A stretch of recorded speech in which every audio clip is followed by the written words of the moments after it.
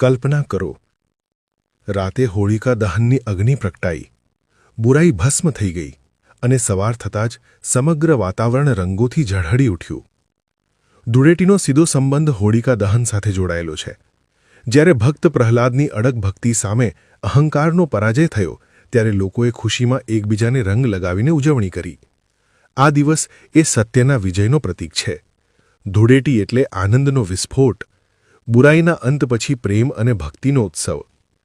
ભગવાન કૃષ્ણ સાથે જોડાયેલી માન્યતા. બ્રજ વિસ્તારમાં માન્યતા છે કે ભગવાન શ્રી કૃષ્ણએ ગોકુળ અને વૃંદાવનમાં ગોપીઓ સાથે રંગરાસ રમ્યો હતો. કહેવામાં આવે છે કે કૃષ્ણએ રાધાજી અને ગોપીઓ પર રંગ ઉડાડ્યો અને ત્યાંથી રંગોની હોળીની પરંપરા પ્રચલિત થઈ. આ પરંપરા આજે પણ મથુરા અને વૃંદાવનમાં ખૂબ જ ઉત્સાહથી ઉજવાય છે. ધૂળેટી વસંત ઋતુના આગમનનો તહેવાર છે. શિયાળો પૂરો થઈને ઉનાળાની શરૂઆત થાય છે. પ્રાચીન સમયમાં કુદરતી ફૂલો અને ઔષધીય છોડમાંથી રંગ બનાવવામાં આવતા, જેમ કે કેસુડાના ફૂલ, ટેસુના ફૂલ, હળદર, ચંદન વગેરે. આ રંગો ત્વચા માટે લાભદાયક હતા અને ઋતુ પરિવર્તન સમયે શરીરને રોગોથી બચાવવામાં મદદરૂપ બનતા. સાથે જ બહાર દોડધામ અને રમતો રમવાથી શરીરમાં સકારાત્મક ઊર્જા વધે છે અને માનસિક તણાવ ઘટે છે. ધૂળેટી એ ભેદભાવ ભૂલવાનો દિવસ છે. આ દિવસે કોઈ ધનિક નથી, કોઈ ગરીબ નથી, કોઈ નાનો નથી, કોઈ મોટો નથી. માત્ર રંગો અને ખુશીઓ છે. લોકો એકબીજાના ઘરે જઈને મીઠાઈ ખવડાવે છે, ગળે મળે છે અને જૂના મન દુઃખો ભૂલી જાય છે. ધૂળેટી આપણને એકતાનો સંદેશ આપે છે. દરેક રંગનો એક અર્થ હોય છે.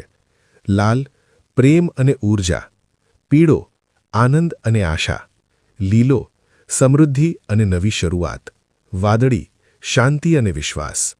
ધૂળેટી એટલે જીવનને રંગીન બનાવવાનો દિવસ. ભારતના અલગ અલગ રાજ્યોમાં ધૂળેટી અલગ અંદાજમાં ઉજવાય છે. ગુજરાતમાં રંગ અને પાણીથી રમાય છે. રાજસ્થાનમાં શાહી હોળીનું આયોજન થાય છે. બ્રજમાં લઠમાર હોળી પ્રસિદ્ધ છે. પંજાબમાં હોલા મહલ્લા તરીકે ઉજવાય છે. દરેક જગ્યાએ આનંદ એક જ, રંગોનો ઉત્સવ. આજે રાસાયણિક રંગોનો ઉપયોગ ટાળવો જોઈએ.